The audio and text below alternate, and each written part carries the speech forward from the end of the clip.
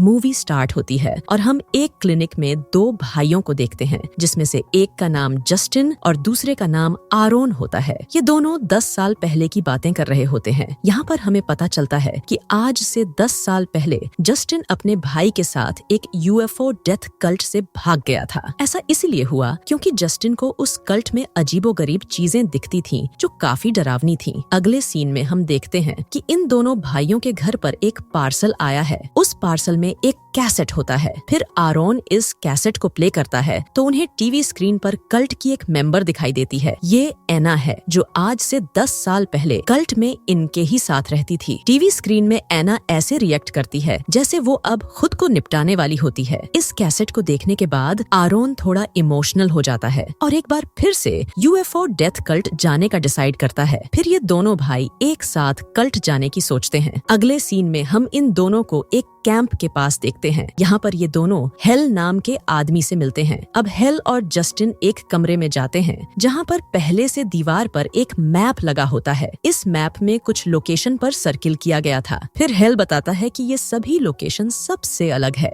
उन्हीं लोकेशन में से एक लोकेशन ये कैंप भी है जहाँ पर ये दोनों खड़े हैं। फिर हेल बताता है कि ये सभी लोकेशन एक रहस्यमयी जगह है और यहाँ के लोग एक तरह के भगवान की पूजा करते हैं। हेल की बात सुनकर जस्टिन को सभी बातें झूठी लगती हैं। अगले दिन जस्टिन कैंप के बाहर जाता है और देखता है कि बाहर खड़े सभी लोग उसी भगवान की बात कर रहे हैं जिसके बारे में हेल ने उसे बताया था। अब एक दिन रात के टाइम कैंप के सभी लोग एक तरह का गेम खेल रहे होते हैं। इस गेम के अकॉर्डिंग सभी लोग एक बड़ी सी रस्सी को अपनी तरफ खींचते हैं। इस रस्सी के बारे में वहाँ के लोगों के अजीबो गरीब थॉट होते हैं। लोगों का कहना था रस्सी का एक सिरा ये लोग पकड़ते हैं और दूसरा सिरा उनके भगवान पकड़ते हैं। ये सब सुनने के बाद जस्टिन इस गेम को ट्राई करना चाहता था। फिर जैसे ही जस्टिन उस रस्सी को अपनी तरफ खींचता है, दूसरी तरफ से कोई उसे अपनी तरफ खींच लेता है और जस्टिन के हाथ में चोट लग जाती है। अब यहाँ से जस्टिन को शक होने लगता है कि इस लोकेशन पर कोई ना कोई एंटिटी जरूर है जिसे यहाँ के लोग भगवान समझते हैं। अगले दिन हम जस्टिन और आरोन को एक साथ देखते हैं। यहाँ पर आरोन जस्टिन से एक दिन और कैंप में रुकने को बोलता है। दरअसल वो दोनों इस कैंप में केवल एक दिन के लिए आए थे, लेकिन अब ये दोनों एक दिन और यहाँ पर रुकना चाहते थे। अगले सीन में हम हेल और जस्टिन को एक रात बाहर की तरफ देखते हैं। यहाँ पर हेल ऊपर की तरफ देखते हुए 2 मून के बारे में एक रहस्यमयी बात बता रहा होता है। हेल बताता है कि आसमान में इन 2 मून की जगह 3 मून होने के बाद हम सभी टाइम ट्रैवलिंग कर सकते हैं और ये सब हमारे भगवान ही करते हैं। अगले सीन में हम जस्टिन और आरोन को एक लेक में देखते हैं। यहाँ पर जस्टिन को लगता है कि इस लोकेशन पर अगर कोई एंटिटी है तो हो सकता है झील में भी वो मौजूद हो। फिर जस्टिन इस लेक में कूद जाता है और एंटिटी के बारे में पता लगाने की कोशिश करता है। फिर झील के अंदर जस्टिन को एक बॉक्स मिलता है और वो उस बॉक्स को लेकर अपने बोट में आने लगता है। इसी बीच जस्टिन के साथ एक डरावना हादसा होता है। जब वो लेक से बोट में आने की कोशिश करता है तो उसे लगता है कि कोई उसका पैर अंदर की तरफ खींच रहा है। फिर जस्टिन कैसे ना कैसे खुद को बचाकर बोट पर आ जाता है। अगले सीन में हम बोट के ऊपर से पानी में एक परछाई देखते हैं जो किसी एंटिटी की परछाई को शो कर रही होती है। कुछ देर बाद जस्टिन और आरोन लेक से बाहर आ जाते हैं। फिर वे दोनों तुरंत उस बॉक्स को खोलते हैं जिसमें उन्हें एक कैसेट मिलता है। फिर जैसे ही जस्टिन उसे देखता है वो घबरा जाता है और आरोन से कहता है हमें अब यहाँ बिल्कुल भी नहीं रुकना चाहिए। यह सुनकर दोनों तुरंत अपने घर लौटने का फैसला करते हैं। कुछ देर बाद जस्टिन और आरोन कैंप में पहुँच जाते हैं और सभी लोगों को बताते हैं कि अब वो यहाँ से जाना चाहते हैं। फिर हेल इन दोनों की बात सुनकर बोलता है कि एक बार हमें उस कैसेट को प्ले करके देखना चाहिए। अब उस कैसेट को प्ले कर दिया जाता है। फिर हम टीवी स्क्रीन पर जस्टिन और आरोन को यंग टाइम में देखते हैं। यहाँ टीवी में जस्टिन इस लोकेशन के बारे में बताता है कि ये सिर्फ एक डेथ लोकेशन है।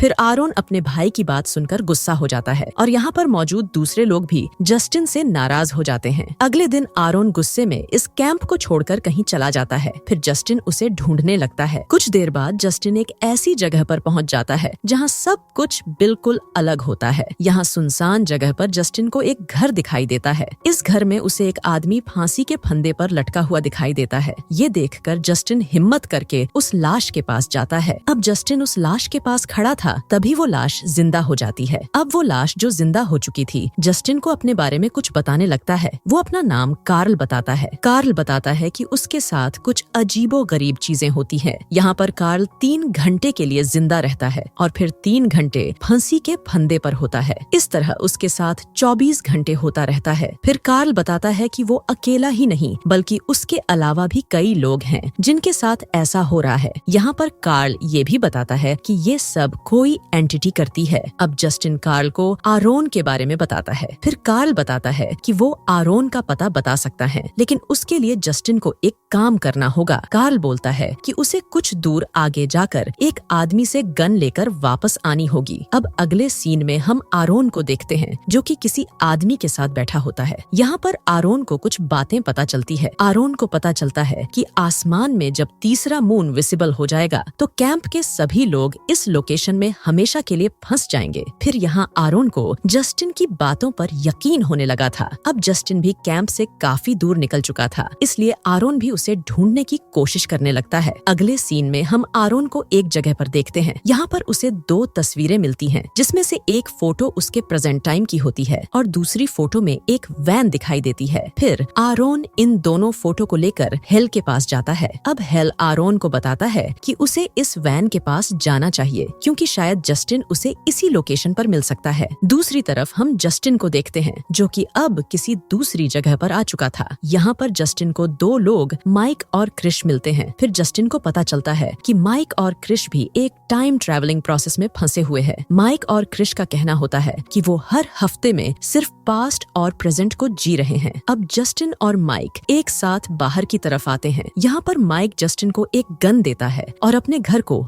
आग लगा देता है। दरअसल माइक इस टाइम लूप से बाहर निकलना चाहता था, लेकिन थोड़ी देर बाद उसका पूरा घर एक बार फिर से नॉर्मल हो जाता है, यानी कि अब वहाँ पर कोई आग नहीं थी। अब अगले सीन में हम आरोन को देखते हैं जो कि जस्टिन को ढूंढते हुए एक कैंप के पास पहुँच जाता है। यहाँ पर कैंप में आरोन एक आदमी को देखता है जिसके साथ प्रेजेंट और पास्ट 3-3 सेकंड में रिपीट हो रहा था। ये सब देखकर आरोन अंदर से डर जाता है और यहाँ से चला जाता है। फिर शीन शिफ्ट होता है और हम जस्टिन को उसी लोकेशन पर देखते हैं जिसकी तस्वीर को आरोन ने देखा था। यहाँ पर वही वैन होती है जिसे आरोन ने उस तस्वीर में देखा था। कुछ देर बाद आरोन भी इसी लोकेशन पर पहुँच जाता है। अब आरोन और जस्टिन एक साथ होते हैं। फिर ये दोनों उसी वैन में कुछ ढूंढने लगते हैं। इसी बीच उन्हें एक प्रोजेक्टर दिखाई देता है जो ऑटोमेटिक स्टार्ट हो जाता है। इस प्रोजेक्टर में आरोन और जस्टिन के आसपास की चीजें दिख रही होती हैं। फिर अचानक से कोई सुपरनैचुरल पावर उस प्रोजेक्टर को बहुत दूर झटक देती है। कुछ देर बाद जस्टिन और आरोन यहाँ से किसी दूसरी जगह पर पहुँच जाते हैं। यहाँ पर उन्हें ड्रैगन की तरह दिखने वाली स्टैचू दिखाई देती है। इन स्टैचू को देखने के बाद जस्टिन को लगता है कि यहाँ कई सालों से कोई एंटिटी मौजूद है और लोग उनके शैडो को इस स्टैचू में दिखाने की कोशिश करना चाहते थे। कुछ देर बाद जस्टिन और आरोन कार्ल के पास पहुँच जाते हैं। अब जस्टिन कार्ल को वही गन दे देता है जिसे कार्ल ने जस्टिन से मंगवाई थी। फिर जस्टिन एक मैप लेकर यहाँ से चला जाता है। फिर उन दोनों के जाने के बाद कार्ल खुद को शूट करने की कोशिश करता है, लेकिन तभी वो फिर से अपने पास्ट में पहुंच जाता है। दरअसल कार्ल इस तरह की टाइम ट्रैवलिंग से परेशान हो चुका था और वो अच्छे से जान चुका था कि वो कभी भी इस चीज से बाहर नहीं निकल पाएगा, इसलिए वो मेंटली डिस्टर्ब होकर सुसाइड करना चाहता था। अगले सीन में हम जस्टिन और आरोन को कैंप की तरफ आते हुए देखते हैं। यहाँ पर ये दोनों डिसाइड करते हैं कि अब ये लोग